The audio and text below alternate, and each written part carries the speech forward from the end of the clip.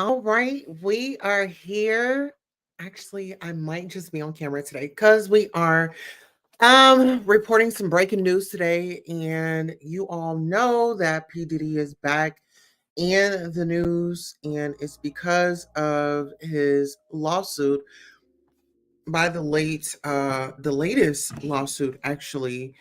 We know that Tiffany Red is actually going to be suing, and we also know that Little Rod is going to be suing as well.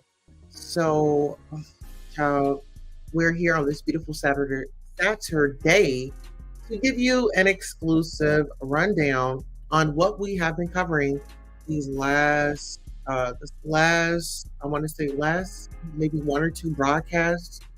We have been touching on the P. Diddy's case. Disclaimer, copyright disclaimer. Under Section 107 of the Copyright Act, 1976, allowance is made for fair use for purposes such as criticism, comment, news reporting, teaching, scholarship, and research. Fair use is a use permitted by copyright statute that might otherwise be infringing. Nonprofit, educational, or personal use tips a balance in favor of fair use. This video was made for entertainment purposes and is transformative in nature. And we must say, viewers be warned, the following program might contain offensive or objectionable adult language, definitely not suited for a minor. All right, so let's go ahead and get into the comments. We have Bonnie 11 in the building. Butterflies, yes, yes, yes. All right, we have 1111. Welcome to the Butterfly Lounge. Please subscribe, share, and like. So, absolutely. We definitely want to thank you for that. And so let's go ahead and bring up the court documents because this case is just really all over the place. However, I'm in it for the long run, and I want to see what justice looks like for these individuals that have allegedly suffered, you know, trauma at the hands of P. Diddy. And so let's see. There were a few things that stood out to me when it had come to the case. I think we can start off with this one. Okay. And this is pretty much P. Diddy. Okay. So let's go ahead. We are actually going to bring this up right quick. Let's see. Okay, here we go.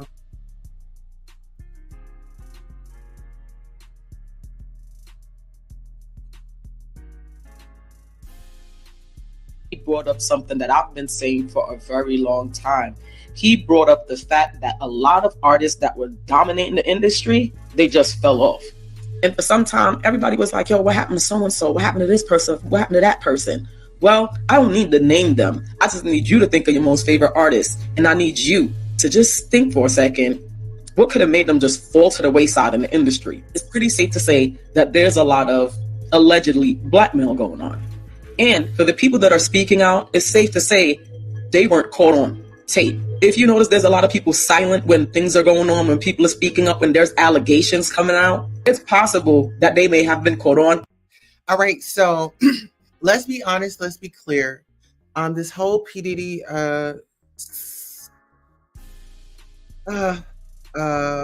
debacle has really been very traumatic to some people. And I'm not going to discredit anyone's, actually, give me 1 second. If I can, let me reverse this over here. And then let me put me right here.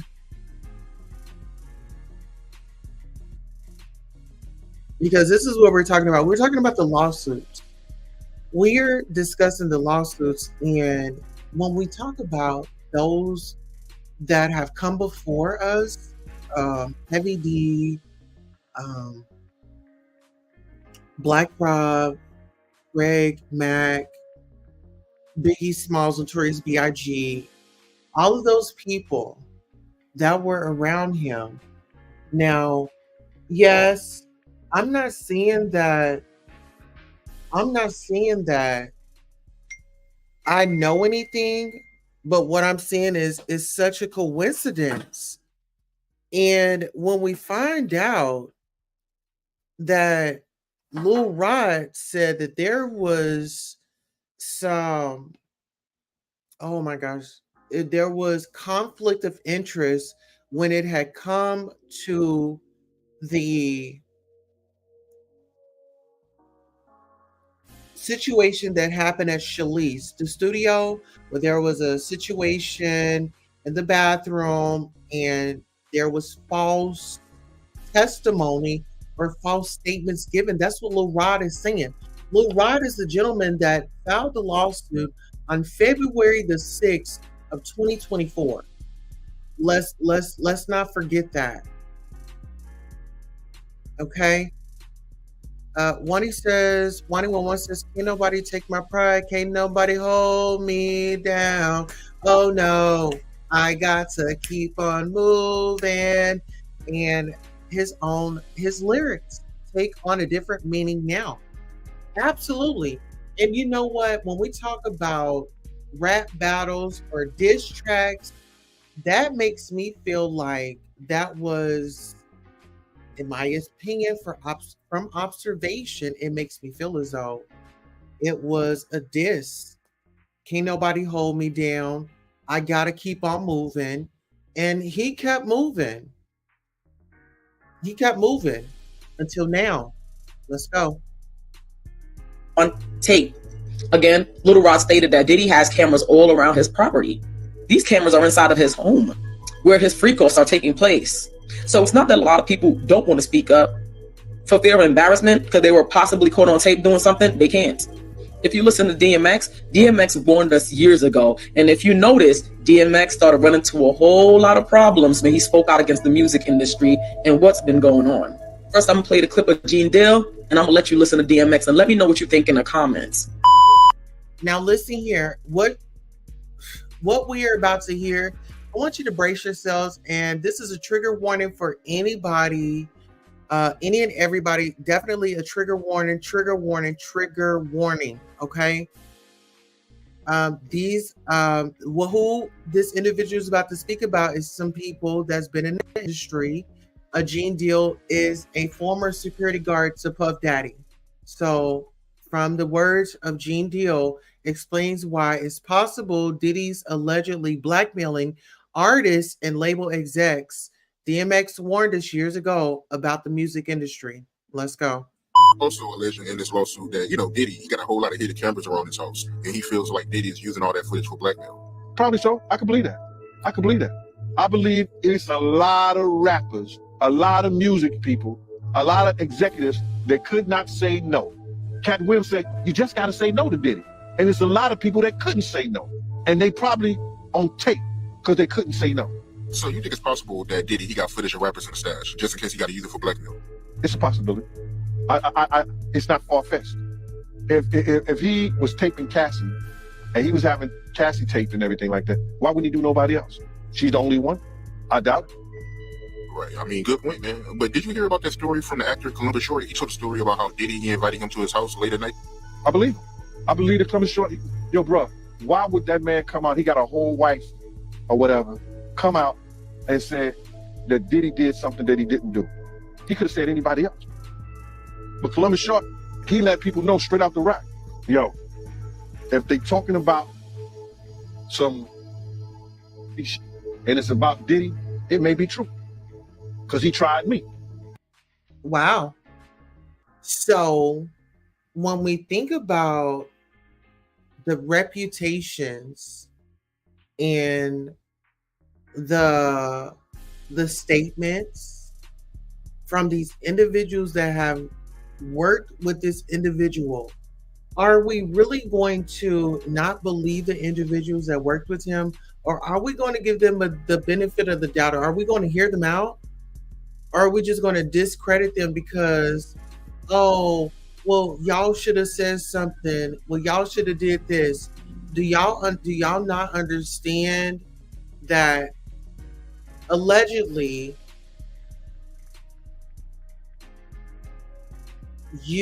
tomorrow wasn't promised, wasn't an understatement. Let's go. That's what he said. That's what Columbus Short said. He tried me. And you notice the guys that don't fall for that shit. They not popping in the industry. They not working. They not going to Hollywood. They not doing it because it's people like him that they cut short. Like Cat Williams said, when they don't give up, they don't give up, that they come short. That means they're not working in the industry like that no more. Wow. So pretty much what he's saying is, they're saying that, as far as the industry, if you're not willing to give up that what, and if you're not willing to put on those knee pads, then you're not going to go up. And those that, go against the grain, there are going to be consequences. There are going to be repercussions for those acts. You see what I'm saying? It's going to be consequences and repercussions for those acts.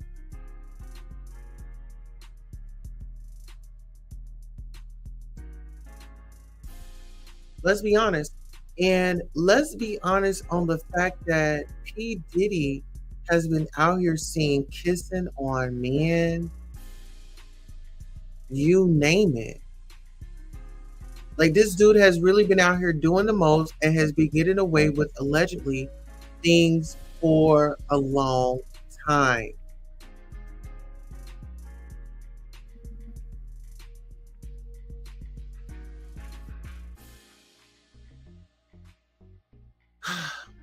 When we think about P. Diddy, I want you guys to think about this. I want you to think about the people that have come forward and said, hey, he's violated me, or hey, he's done this, that, and the third to me, right? And some people, they don't want to believe it because it's their favorite. And we have caught wind. We have caught wind of different celebrities coming forward and saying, hey, give me one second. So we have some celebrities that have come forward in the past, and they were just looked over and people were saying, well, oh, they're just rejects and they're just mad. 111 says those lyrics I referenced seem actual to me. Take his pride, hold him down, gotta keep on moving. Exactly. When you think about it, he's been moving his pride. All that makes sense to me. When I had to sing those lyrics, and I'm like, wow, it was kind of like a taunting back. You know, where's Umbrella Guy? Exactly. I want to hear his opinion for real. Yes, please like, share, subscribe, and join the convo respectfully. Let me go ahead and bring this piece up. I want you guys to get into Ice Cube. Ice Cube has a few words to say on this beautiful day. Let's go. Some of you may not have realized that I'm not part of the club. And a lot of you listening to me right here, right now, you're not part of the club either. And what I realized with the club is what makes them so mad is when you don't want to be a part of their fucking club. That pisses them off. What club am I talking about? I'm talking about the club of gatekeepers that we all got to deal with. You know who they are, and they definitely know who they are. A lot of people would be like, what, who? Come on, man, stop playing. So ever since I put out the contract with Black America, you know they've been fucking with me. Here and there, this and that. But it's cool, you know. I expect that. You know, I've been working with, you know, on the Big Three for a long time, and you know how they've been fucking with me with that. I done made it, you know, plain, simple, and clear what they've been doing. You know, the NBA been fucking with us. Now, a lot of people might say, like, well, Cube, you want to work with the NBA? Really, I don't give a fuck about working with the NBA. What I want them to do, when I say work with us, is to stop working against us. Stop doing that bullshit behind the scenes that we know you're doing. Mainstream media, you know, they ain't fucking with us. And that's cool. We can do it ourselves, you know what I'm saying? We still on the rise without these motherfuckers. So we don't need them, you don't need them, you know? So what am I gonna do to deal with these motherfucking gatekeepers? Well, what I'm gonna do is go on a Fuck the Gatekeepers podcast tour. And I'm gonna go talk to everybody, you know, and get a chance to get my message out to the people. Be able to let people hear from me, you know, and you know, you might agree, you might not, but the important thing is, you know, for me to go on these platforms, say what I feel about what I think. And, you know, some people may get pissed off because I'm going to talk to everybody. I'm not playing. And it's gonna be a crazy summer. It's gonna be fun. Appreciate y'all. Always support the Big Three. Hopefully I'm doing stuff that you guys dig. You know, I'm not doing this for me. I'm doing this for people that's bored as fuck in the summer with summer sports and want something cool like the Big Three. So here we are. Appreciate you. Much love, much respect from your homeboy Ice Cube. Remember that.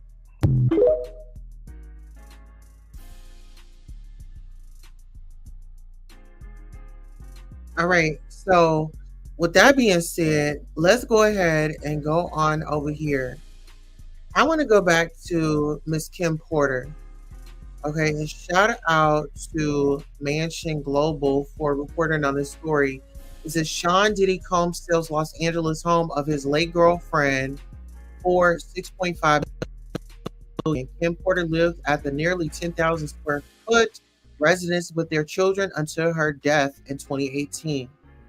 Originally published on January 11, 2022. Now get into this. Hip-hop mogul Sean Combs, aka Diddy, sold a nearly 10,000 square foot Los Angeles home last week for $6.51 million. The 6-bedroom, 6.5 bathroom residence sits on half an acre in the Toluca Lake neighborhood, located about 12 miles northwest of downtown in the San Fernando Valley. The property was home to Kim Porter, an actress and model who dated Mr. Combs, 52, for many years and had 3 children with him. She died from pneumonia on the property in 2018 at age 47. The gated traditional style home is one of the largest and grandest homes in Toluca Lake, on one of the most prestigious streets in the San Fernando Valley, according to the listing with listing agent Carl Gambino of Compass. He declined to comment. It boasts a two-story entry foyer with a gallery level, a great room with a fireplace and built-ins that opens up onto the pool and spa area, and a large eat-in kitchen, according to the listing.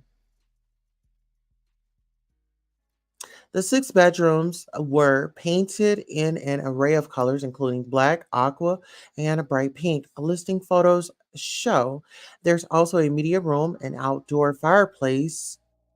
There's also a media room, okay? An outdoor fireplace, a sports court, and a three-car garage. Mr. Combs is a three-time Grammy Award-winning musician known for songs such as I'll Be Missing You and It's All About the Benjamins. He also founded Bad Boy Records in 1993, which produced work by the likes of Faith Evans and the Notorious B.I.G. He bought the home in 2009 for $5.25 million through a limited liability company tied to one of his longtime advisors. Representatives for the rapper did not immediately return requests for comment.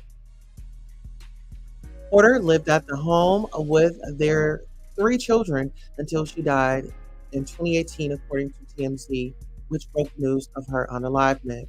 Ted Fleming of Rodeo Reality brought the buyer, whom Mansion Global could not identify as property records have not yet been made public. Mr. Fleming did not immediately return a request for comment. We want to know who bought that home.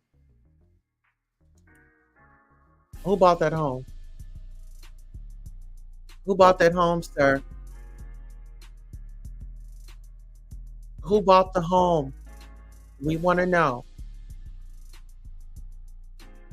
Okay. So, like I said, we're going to be exploring a few avenues today. So, if you guys have time, thank you so much. Relax, get your coffee, get your tea, get your water. Are you there, Bush Babies? Hit the like while you're here. Okay. We definitely need you guys to participate on this a beautiful day. Now, listen here. We are going to be going up, down, and around. Like I said, P. Diddy and his friends, such as Meek Mill. Meek Mill is really starting to feel the heat here. You know, Meek Mill is really starting to feel the heat, and I think I want to. I think I want to push it over this way before we continue with P. Diddy. Okay, because I have records. Okay, I have records from the Notorious B.I.G. His with his unalivement.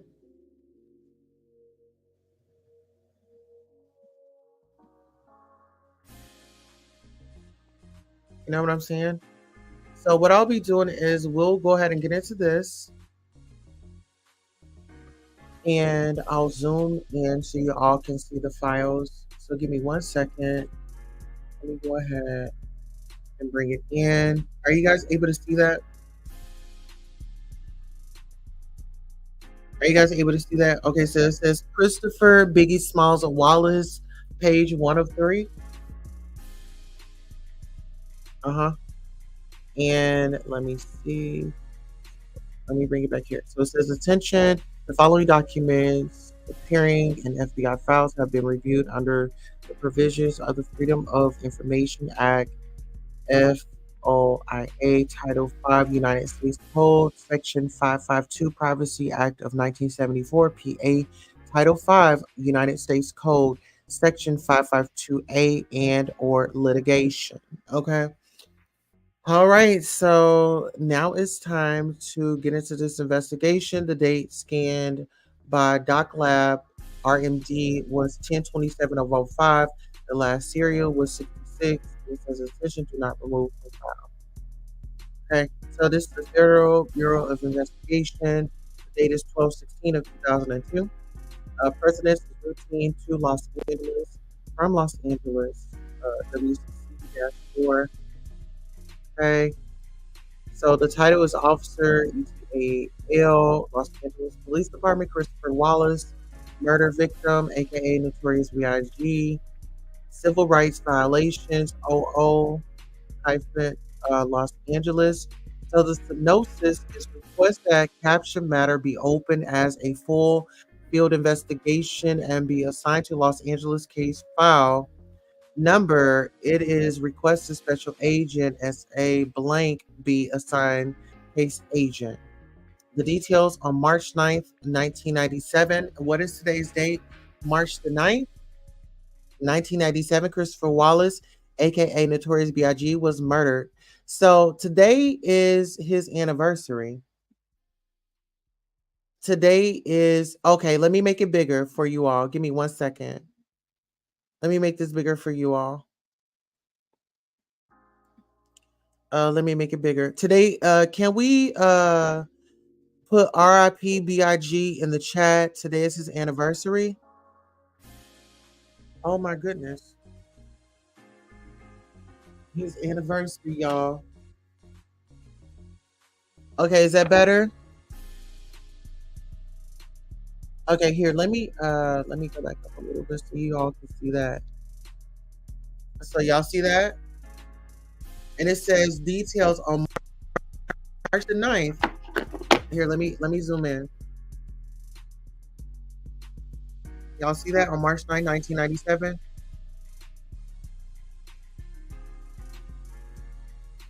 Today is Notorious B.I.G.'s anniversary, y'all. RIP B.I.G.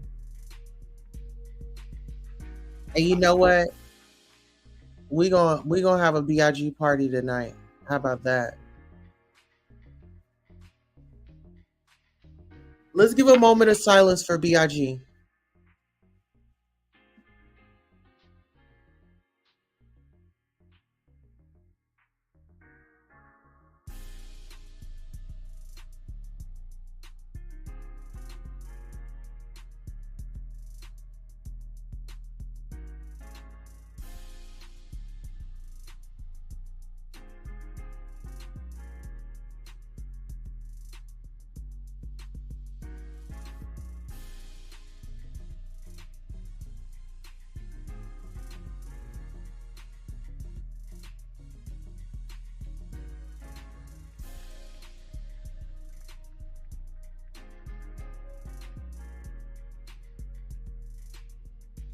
All right. Shout out to the Notorious B.I.G. Thank you for all that you have done. And thank you so much for directing us here. This is what we need to be focused on his anniversary. Okay, so let's go ahead and get into these documents.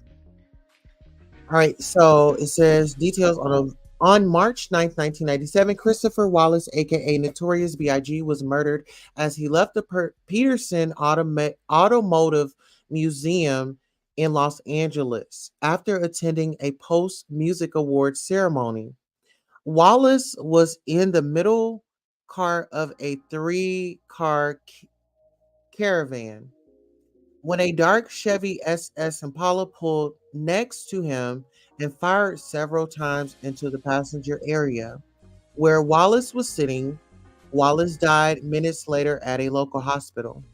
Several sources have identified the shooter as a light-skinned black male wearing a suit and bow tie.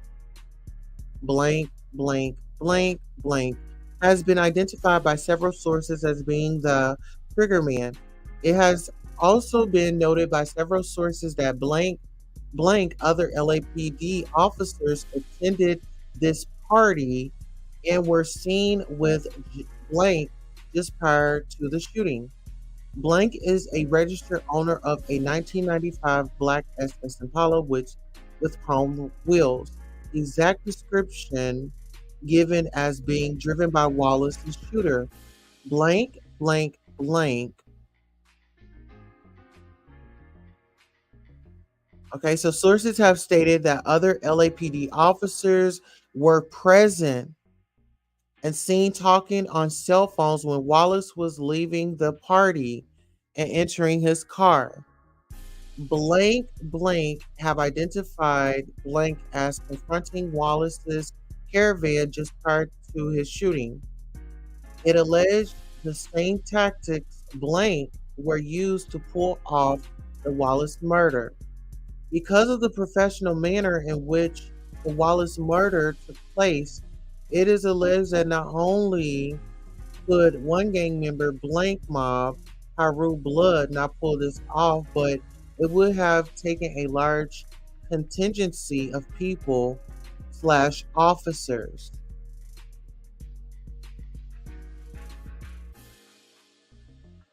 Okay. After a search warrant was served at Blank residence, Blank, it was discovered in his garage he had a shrine of Tupac Shakur and numerous non-MMs, POWs, and ammunition, LAPD radios, scanners, and other tactical items. Now, listen, when we get right there, I want to stop right there because when we think about this case, I heard that P. Diddy had connections to LA police officers and things like that. And that's going off of what Lil Rod said in his lawsuit, you know? Okay. So let's go ahead and let's continue to go.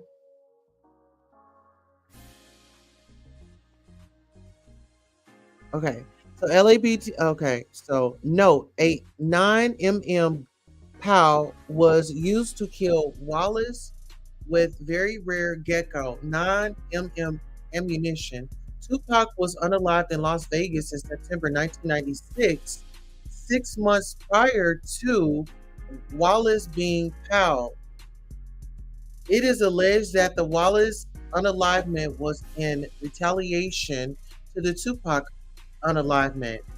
Tupac worked for Death Row Records at the time he was POW, West Coast, while Wallace worked for Bad Boy Records, East Coast. Both were worth millions, and there was a rivalry going on between East Coast rap versus West Coast rap. LAPD officer Blank and other alleged LAPD officers were Mob Piru Blood Gang members that worked with and affiliated with Death Row Records. When Tupac was okay, now let's stop right there. There are people that work with Death Row Records, right? That were on that law force. Now, there is this just goes let me see. He said 27 years ago on this day, Big transitioned. Yes, he did.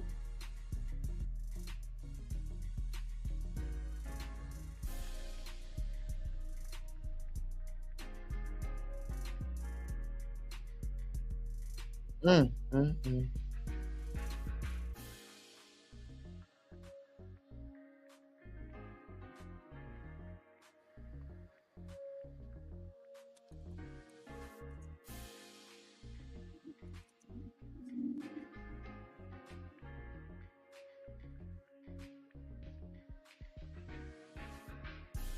Mm.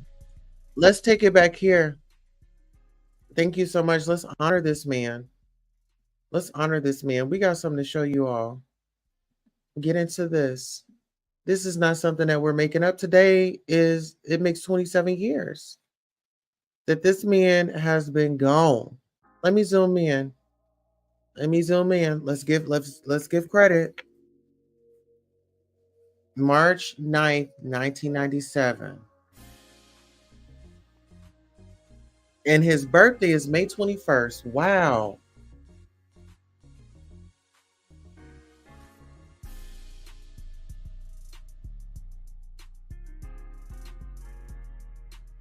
And listen, let's look at this. Can you all see this? Okay, let me take this down right quick. Can y'all see the calls? Here, let me see. Is this not coincidental? Because didn't Little Rod say that this was the cause of G getting whooped? This is the reason, this is how G got his, except for the M part. But the DB, and he was 24 years old.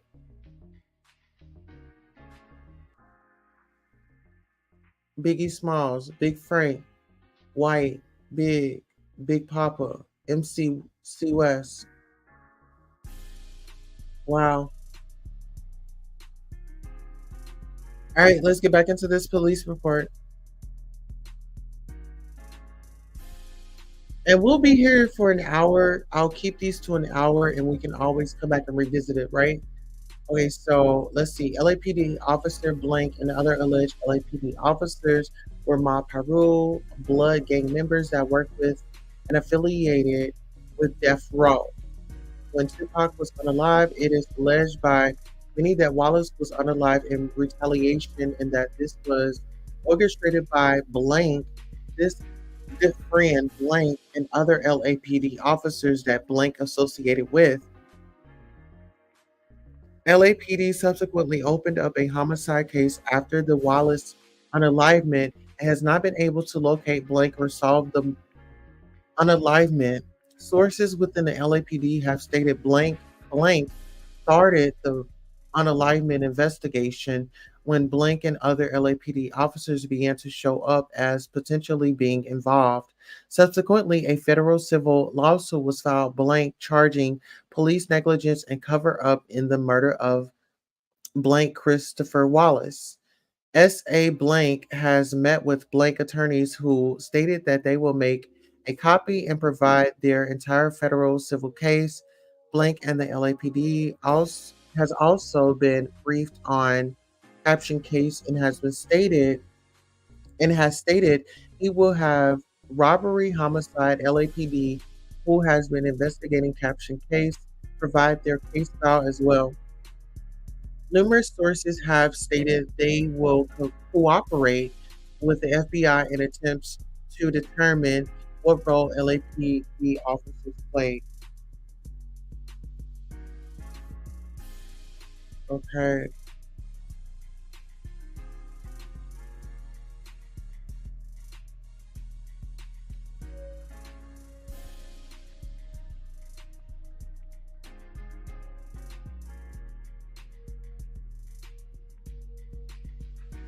Okay, here we go, y'all. Okay, so now I can get out of that and then now I can go over here. Okay, give me 1 second as I go ahead and pull this up. Okay, here we go. Is this better for you all? Like as far as like the view wise? Here, let me see if I can zoom in. Is that better?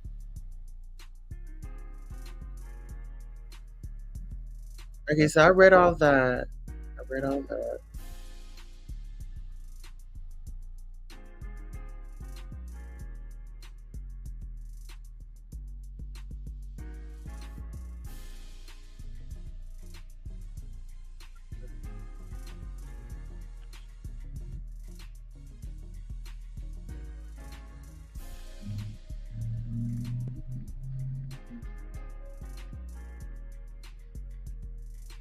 Okay, here we go. Okay, so this is we are on page 8 right now. Yeah, we're on page 8 right now. So it says November the 7th, 2002. Are you all able to see this? I want to get it up close. Are y'all able to see this? Because I want you guys to read along with me. Okay, one. Okay, good.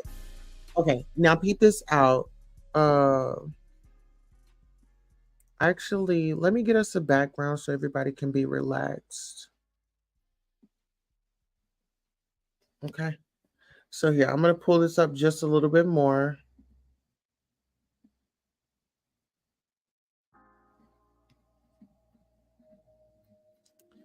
Okay, I'm going to pull that up just a little bit more.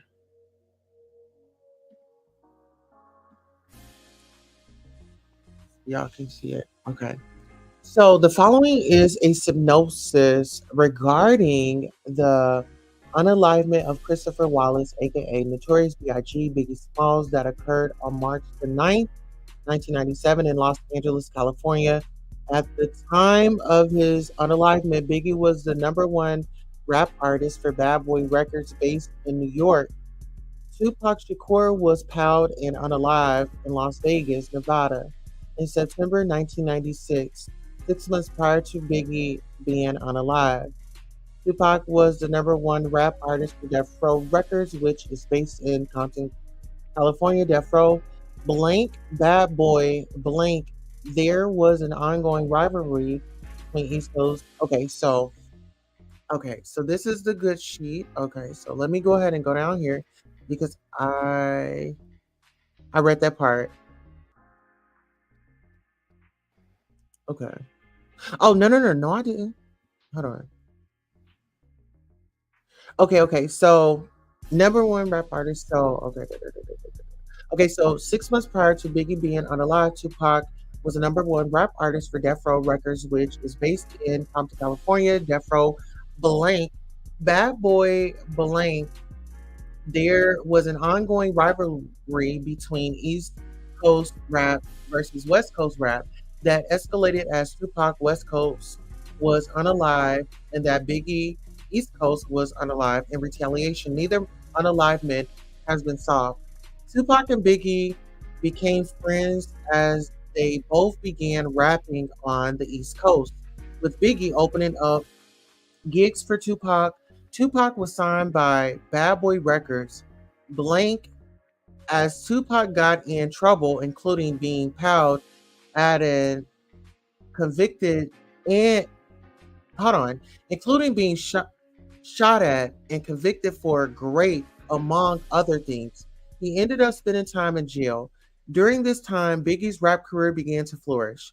Because of Tupac's bad reputation, Blank distanced himself from Tupac and instead Blank Death Row Records.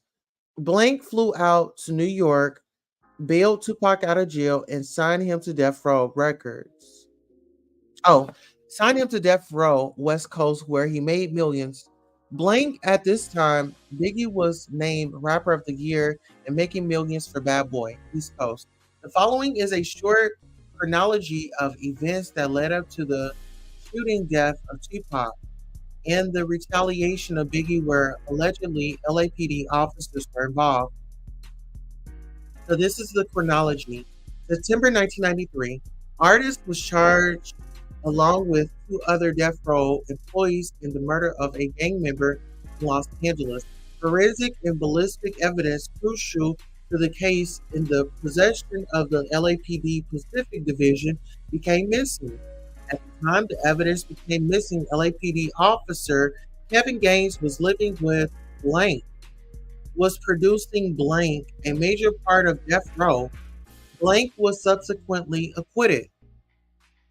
No, Kevin Gaines was shot and killed, Blank, on March 18th, 1997, as Gaines, while off duty, brandished a gun and blood gang member signs Blank while Blank was at a stoplight.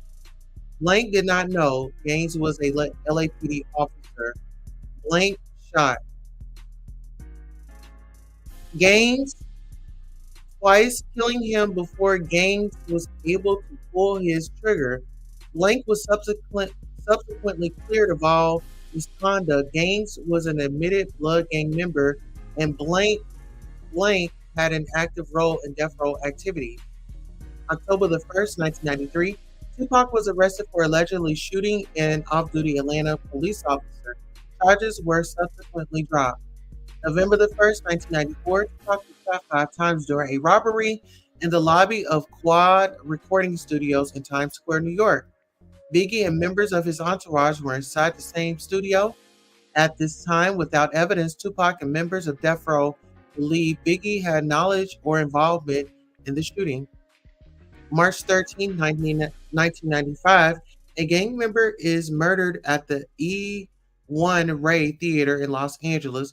Many of the security people are off-duty police officers from Long Beach PD, Compton PD, Inglewood PD, Hawthorne PD, and LAPD, all working for Right Way Securities, who handle all death row security at the time. The victim was beaten by numerous blood gang members, Death Row, Blank, and many police officers working for Death Row are/were blood gang members. Right Way Blank, a former Compton police officer, Blank Blank. 1995 Source Awards. While on stage in front of a national audience, Blank Death Row makes antagonist remarks towards Blank Bad Boy Records. November the 1st, 1995, 1 month after Source Awards, Blank accuses Blank for the Atlanta murder of Jason Robles. Blank was with Blank when he was fatally shot, which was the result of an argument between Death Row and Bad Boy employees. Blank, see September 7th, 1996, in chronology, was identified by a police officer as being involved in this killing. Detective Blank, NYPD/FBI Task Force, has source who stated Blank was also involved, who is a bodyguard, Blank. November the 1st, 1995, same day, Biggie is named Rap Artist of the Year by Billboard magazine. At this time, Tupac was recovering from the 1994 shooting and was charged with rape from a separate incident. November the 5th, 1995, LAPD officer Blake is investigated for working for Death Row, a violation of LAPD policy. Late 1995, recording artist Randy Stretch Walker, believed to be of Death Row, was murdered in a drive-by shooting in Queens, New York. Okay. Winter 1995, shots are fired at a trailer being used to record a video by Blank of Death Row, who at the time was making millions for Death Row. Winter 1995, Bad Boy released recording by Biggie titled Who Shot Ya? Death Row states they believe the song was in reference to the November 1994 shooting of Tupac of Death Row in Queens, New York. December 18th, 1995, following MTV Awards, Blank was reported beaten by members of Death Row who were seeking information on the whereabouts of Blank, Bad Boy Blank. Blank recalled hearing radio communication about this from police officers who were present when he was released. LA County police officers were present. Two off-duty officers were present at the time at the Death Row party during the beating. Blank. It is alleged that Death Row security who beat Blank were LAPD officers working off-duty for Death Row. The same two officers later seen at the Death Row party. May 1996, Death Row is investigated for zoning violations associated with numerous crimes of violence. Reports of this state there are armed security guards at this location in plain clothes and in security uniforms. These security officers are off-duty police officers and retired officers, which are employed by Death Row. March 7th of 1996, fight breaks out between Death Row and Bad Boy employees in the VIP area at the 1996 Soul Train Awards, with guns being brandished. Officers responding state Blank was present with 15 to 20 additional gang members, along with armed security guards. Also present are off-duty police officers from Hawthorne PD and a LAPD Metro officer, among other agencies. Responding officers at these off-duty officers worked for Blank Death Row as bodyguard. June 1st, 1996, LAPD is informed that the ATF was conducting an investigation of Death Row concerning firearm violations and that the IRS was conducting a simultaneous tax investigation. June 6, 1996, a meeting between LAPD and Death Row takes place to discuss dissatisfaction with armed security personnel and the use of off duty police officers. August 18, 1996, four identified gang members were arrested as they left Death Row. One semi automatic handgun and two ski masks are recovered. September the 7th of 1996, Blank Blank, rap artist for Bad Boy, was beaten at the MGM Grand Hotel in Las Vegas on the night of the Tyson versus Holyfield fight. Blank Blank, Tupac, and other Death Row members were involved in the. Okay, so let me see where we are on here. Let me check the comments and see where you guys are saying. Are y'all following through with me? Are you guys enjoying the content, the commentary? All right, we rolling. We here? All right, let's keep rolling. Okay.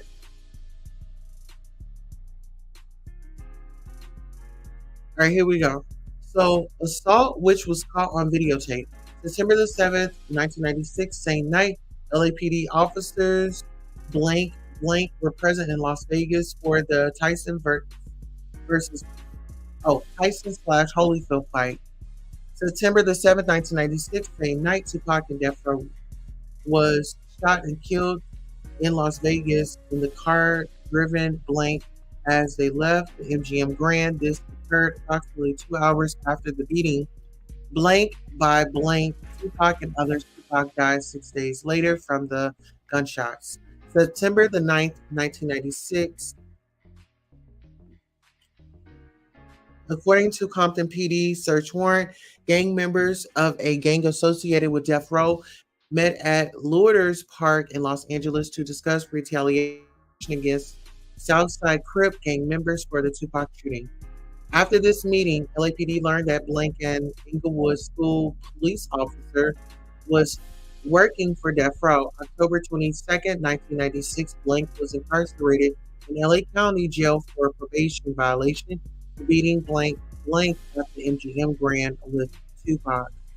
October 23rd, 1996, while LAPD is interviewing Death Row employees, the interview was interrupted by Blank, a San Bernardino reserve officer working security for Death Row. November the 4th, 1996, FBI Los Angeles received a call from a LAPD officer identifying himself as Officer Blank, inquiring whether the FBI had an ongoing investigation on Death Row. Blank was investigated for ties to Death Row in November of 1995. March 9th of 1997, Biggie is shot and killed as he leaves the Peterson Automotive Museum party in Los Angeles. A dark Chevy SS Impala pulls up next to Biggie's car and shoots several times into the passenger area where Biggie is sitting. Ballistic examination of the shell casings reveal the weapon used was a 9mm, and the brand of ammunition was made by Gecko. Gecko is a metal piercing round made in Europe and rarely found in the U.S. To get into it, shortly after the murder of Biggie, an anonymous person placed a telephone call to Blank, New York, and stated that a person identified as Blank was involved in Blank killing. Blank spoke with the LAPD, gave them this information, and was subsequently told by the LAPD there are over 500 Blank in the phone directory. No further follow-up was done by LAPD. Blank did not learn there was a LAPD officer named Blank, discussed later in the write-up, until reading the June 7, 2001 article in Rolling Stone magazine. After the murder of Biggie, LAPD officers learned that an informant had stated Blank to murder Biggie. Blank had a reputation of owing Blank Death Row lots of money and allegedly got them to peddle drugs Blank where they would not get paid. Word on the street was booger sugar could be purchased for $14,000 a kilo on the West Coast and sold on the East Coast for $24,000 a kilo. Blank had a lot of East Coast rappers like Tupac working Blank at Death Row. At one point, Blank owed Tupac around $10 million. Tupac and others began complaining about Blank, all the money he owed them. Eventually, Blank, top artist left Death Row because of this. Even though Blank, oh, even though they feared for their lives. These artists include Blank and Blank, among others. So, witnesses to interview. All CIs have been identified. It is alleged from several sources that Blank owed Tupac millions of dollars for royalties and that Tupac was soon going to be leaving Death Row and blow the whistle on Blank and his drug activities. From many sources, Blank made it look like LA Crips committed both the Tupac and Biggie murders. Allegedly, Blank was involved in the killing of Tupac in Las Vegas. Blank, when Tupac was shot, see number one, Blank, Tupac, and Blank worked for Death Row, with Tupac told about this owing him millions and that he, Tupac, was going to leave and would leave and take unreleased songs with worth millions with him.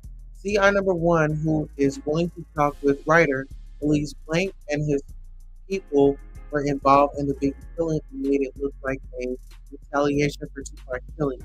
CI1 Blank now dislike him very much. CI can show writer Blank while working for Death Row. CI2 Blank states Blank, Biggie killing Blank, LAPD officer were in a meeting blank to plan the hit on Biggie blank. CI number three Biggie's saw shooter who killed him, gave composite that matches exact description including what he was wearing and the car he drove. CI four just prior to the Biggie. Okay, so murder picked out Blank in a six-pack as someone who went to Blank before the murder. Says Blank was wearing a blue suit with a bow tie, white shirt, brown skin, and a receding hairline. Stated, nobody at LAPD or anyone else has ever shown him a picture. Blank, the PI made a video recording of this interview. PI number four stated, Blank, this is exactly the same description others give of the shooter. CI number five, Blank states in a LA Sheriff document that Blank killed Biggie. Lieutenant Blank from Universal Substation. Okay, so listen, has his name on top of this document. Okay, so Blank from Universal Substation has his name on top of this document. Wow. So CI number six, in February 1998, picked out Blank as being someone always seen at Death Row functions. In May 1998, CI states he has knowledge regarding the Biggie killing and asked to speak with the assistant DA. CI is denied. CI number seven, in September 1998, Blank asked to investigate Blank involvement of Biggie shooting, which Blank specifically told CI number seven, Blank, with all Blank attorneys and the 10 eyewitnesses, they plan to call / dispose in the federal civil lawsuit against the LAPD. CI stated he can arrange to have all 10 corporate with the FBI as they will not speak with the LAPD. CI number eight, Blank, a 40 caliber Glock, a death row function, Blank prior to the Tupac killing. CI does not know what happened with this gun, no 40 caliber gun which used to kill Tupac. I think it's safe to say, let's hold off right here. Well, baby, this is very heavy. Let's hold off right here. This is very heavy. This is the anniversary, the 27th year of Notorious B.I.G. This is his anniversary. And so, without further ado, I'm going to go ahead and conclude this broadcast, and we'll be back here a little bit later. So long, and thank you all.